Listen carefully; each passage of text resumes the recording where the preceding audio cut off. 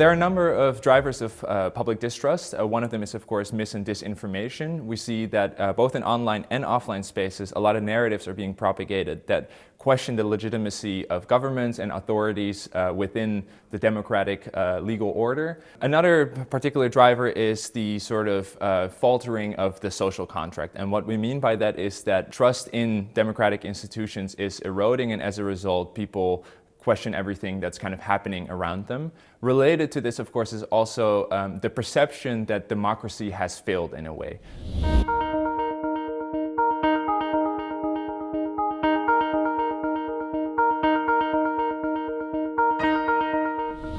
The impact of the decline in those core values that we all hold within society is that fragmentation itself, that polarization.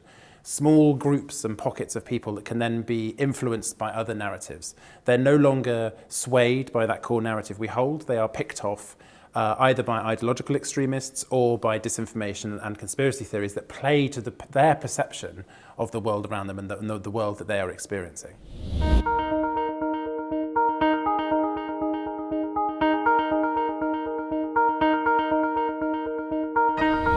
Strategic communications can help in a number of ways. It is obviously not just a tool, it's a way of thinking. Strategic communications allows government to effectively engage with local communities, to communicate particular policies and to reach strategic policy objectives.